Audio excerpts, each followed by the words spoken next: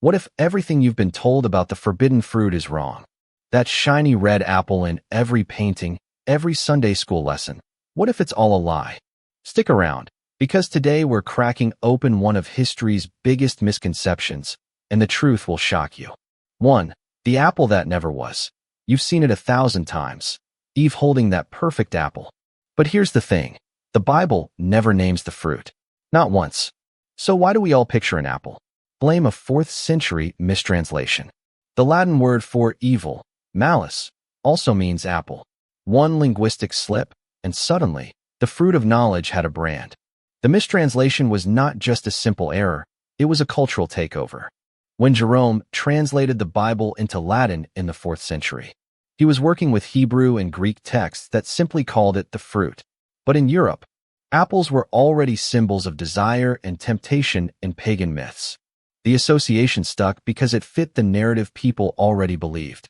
Even more fascinating, the original Hebrew word used, peri, is a generic term for fruit. It could have been anything. So why did the apple win? Because myths evolved to reflect the fears and values of the cultures that tell them. And here's the kicker. The apple was not even the only candidate in early interpretations. Some Jewish scholars suggested it was a fig. After all, Adam and Eve used fig leaves to cover themselves. Others argued for grapes, wheat, or even citron. The fact that the apple became the default says more about medieval Europe's obsession with sin than it does about the original story. 2. The plot twist in ancient art. Early Christian art did not show apples. They depicted figs, pomegranates, even grapes. The apple did not dominate until Renaissance painters ran with it. Why? Because apples symbolized temptation in European folklore. It was not theology, it was marketing. Take a closer look at those early Christian mosaics and carvings. In the 6th century Basilica of San Vitale in Ravenna, Italy, the forbidden fruit is depicted as a fig. In Syrian art, it's a pomegranate, a symbol of fertility and the underworld in ancient Near Eastern cultures. The shift to apples did not happen until the 12th century, when European artists like Giotto and Michelangelo started painting biblical scenes with familiar, local symbolism. This was not just artistic license, it was propaganda. The Catholic Church was consolidating power, and the apple's association with temptation made it the perfect tool for teaching obedience. By the time the Renaissance rolled around, the apple was so ingrained in Western art that no one questioned it. But dig deeper, and you'll find that the oldest traditions never agreed on what the fruit was, because the story was never about the fruit itself. 3. Here's where hope comes in. What if the real story is better? The forbidden fruit was not about punishment, it was about choice. Knowledge versus innocence. Growth versus safety. That's empowering. You're not doomed because of some ancient snack. You're human because of it. Think about it. If the fruit represented knowledge, then eating it was the first human act of curiosity, of defiance, of growth. That's not a sin. That's the birth of consciousness. Ancient Gnostic texts even celebrated Eve as the bringer of wisdom, the one who freed humanity from ignorance. The vilification of the fruit came later, when institutions realized that questioning authority is dangerous to their power. And here's the empowering part. You're part of that legacy. Every time you question a dogma, every time you seek knowledge instead of blind obedience, you're replaying that moment in the garden. The real forbidden fruit is not a piece of produce. It's the truth that systems do not want you to have. 4. The dark side of the myth. For centuries, the apple was used to shame women. Eve's weakness justified oppression. But here's what they do not tell you. Ancient Jewish texts describe the fruit as a fig or wheat stalk, symbols of wisdom and sustenance. The apple narrative? A power play. The apple myth did not just shame women, it rewrote history. Early Mesopotamian texts, which likely influenced the Genesis story, describe the goddess Inanna giving the gifts of civilization to humanity. But in the Bible, that role goes to a serpent, and the woman becomes the villain. This was not an accident.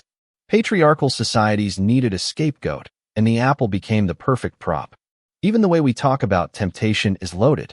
The original Hebrew suggests the fruit was desirable for gaining wisdom, not inherently evil. But when Augustine of Hippo framed it as the origin of sin in the 5th century, the narrative hardened into doctrine. The apple was not just a fruit anymore, it was a weapon. 5. The scientific clue everyone misses. Apples did not even grow in ancient Mesopotamia, where Eden was supposedly located. Pomegranates did. Dates did. So why cling to the apple? Because myths are not about facts, they're about control. Let's talk geography. The Tigris and Euphrates rivers, the supposed location of Eden, were in a region where pomegranates, dates, and figs were dietary staples. Apples, on the other hand, originated in Central Asia and did not spread to the Middle East until much later. So why do we still cling to the apple? Because myths are not about accuracy, they're about resonance. The apple's crisp, perfect exterior made it an easy symbol for corruption. One bite, and paradise was lost. But in reality, the fruit was probably something mundane, something that would not sell the moral lesson as neatly. That's the irony. The more we learn about the story, the less it holds up. 6. The game changer in archaeology. A 3rd century manuscript found in Turkey describes the fruit as purple and clustered. Grapes? Maybe. But here's the shocker. Some scholars argue it was psychedelic mushrooms. Yeah, you heard that right. Ancient cultures used them for divine visions. Suddenly, the knowledge part makes sense. The psychedelic mushroom theory is not as wild as it sounds. Ancient Sumerians and early Israelites used entheogens in religious rituals to induce visions, what they called talking to God. The purple and clustered description could fit ergot, a fungus that grows on grains and contains compounds similar to LSD. Suddenly, the knowledge the fruit offered makes a lot more sense. It was not just about knowing right from wrong. It was about seeing reality differently. And here's the twist. Early Christian mystics like St. John of the Cross described spiritual experiences that sound eerily like psychedelic trips. The church suppressed these practices, but the clues are there.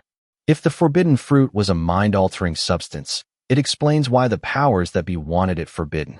7. Why this matters to you today. Every time you hear forbidden fruit, ask, who benefits from the story?